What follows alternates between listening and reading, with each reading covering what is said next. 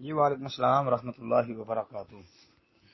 جی محترم بھائی نے یہ ایک پوسٹ سینڈ کی ہے جس میں لکھا رسول اللہ صلی اللہ علیہ وسلم نے فرمایا جو شخص یہ دعا 3 مرتبہ صبح اور 3 مرتبہ شام پڑھے اسے کوئی چیز اس دن نقصان نہیں پہنچائے گی۔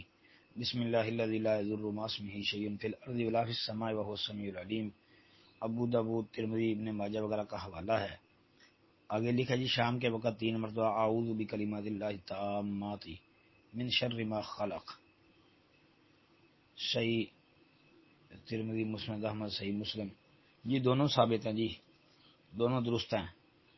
بسم اللہ الذی لا یضر مع اسمہ شیء فی الارض والی جو ہے یہ حسن سے کم نہیں ہے، بلکہ بعض محققین نے اس کی سند کو صحیح بھی کہا ہے۔ بہرحال یہ حدیث حسن صحیح ہے، اور جو اعوذ بکلمات اللہ التامات من شر ما خلق والی ہے تو بھائی یہ بھی صحیح ہے، صحیح مسلم کی ہے، اور دونوں ثابت ہیں جی انشاءاللہ۔ السلام علیکم ورحمۃ اللہ۔